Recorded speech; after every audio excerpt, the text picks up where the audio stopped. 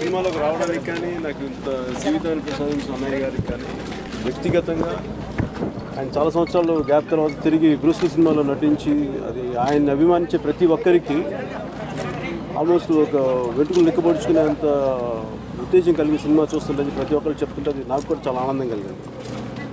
అలాగే 150 సినిమా మరింత ఆనందం కలిగించాలి, పెద్ద విజయం సాధించాలని కోరుకుంటూ నేను ఈ సందర్భాన్ని పురస్కరించుకొని ఆయనకి నా శుభాకాంక్షలు చెప్పడానికి ఇక్కడికి వచ్చాను. అలాగే చరణ్ కూడా సినిమా విజయం గురించి నిన్న నా శుభాకాంక్షలు కూడా తెలియజేశాను చెప్పడానికి వచ్చాను. అందరికీ జనరల్ ప్రశ్న ఉంటుంది, ఎప్పుడు కూడా నేను పొలిటికల్ జర్నీ చేసిన తర్వాత ఎప్పుడు నేను అనగానే ఒక కొద్ది సందర్భాలు కలిశాను కానీ ఇంత ప్రత్యేకంగా ఇప్పుడు కలవలేదు.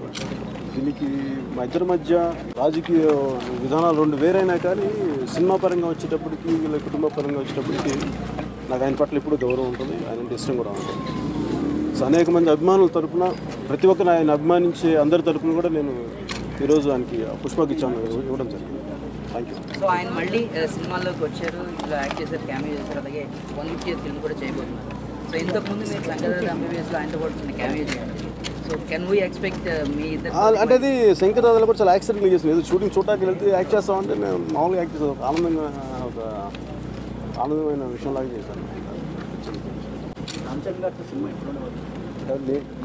నేను చేసేదా లేదా చూసా ఒక 2-3 స్టోరీ ఐడియాస్ లాక్ చేసాను. లేదు చూడవచ్చాను, రేపు ఇప్పుడు చూస్తాను. రేపు విజయ తెల్లబోయేలోపు చూసేస్తాను. ఎక్కడికండి మా ఇద్దరు అంటే నాకు చిరంజీవి గారి గురించి తెలియదండి. నాకు రేపు బట్టి నాకు షూటింగ్ నుంచి వచ్చే విధానం బట్టి నాకు వెళ్ళాలి ఉంది లోపల సైజు మీరు ఏమి ఇస్తున్నారు కదా, శరత్ గారు ఇస్తున్నారు. రిలీజ్ పాసిబ్లీ యాక్చువల్గా సంక్రాంతికి అనుకున్నాం, కానీ అది ఎంతవరకు మేము సాధించుకుని వచ్చాము.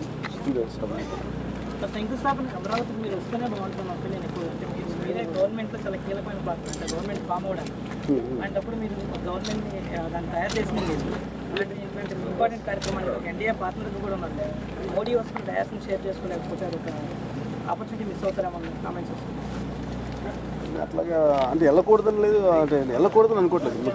ముందు వస్తుందిగా ఓన్లీ నాకున్న షూటింగ్ పర్సన్ బట్టి ఆలోచిస్తున్నాను. ఇంకా వెళ్ళకూడదని అసలు వెళ్ళాలనే ఉంది లోపల. అక్కడే వస్తుంది సార్, షూటింగ్ కంటే ఇంపార్టెంట్ కాదా శంకుస్థాపన ప్రయారిటీస్? అంటే ప్రభుత్వం ఉంది కదా, ప్రభుత్వానికి మించింది ఏముంది అంటే మనకి ఏదైతే ముఖ్యమైందో దాన్ని నిలబడగలిగినప్పుడు ఇది సెకండరీ కన్నా. ఏదైతే ఎప్పుడు అవసరమో దాన్ని అప్పుడు నిలబడలేనప్పుడు అంటే శంకుస్థాపన మీద నా గౌరవం నాకు వెళ్ళాలి కానీ అది ఎట్లా కుదురుతుందో తెలియదు. చాలామంది మీకు తెలుసు, చాలామంది డేట్స్ మీద ఆధారపడి ఉంది. అందరినీ కొంచెం ఎట్లా షఫుల్ చేయాలని ప్రొడక్షన్ టీం ఆలోచిస్తాను. అందరికీ థ్యాంక్ యూ. మీకు ప్రత్యేకించి brother Babu I'm sorry, I'm really sorry.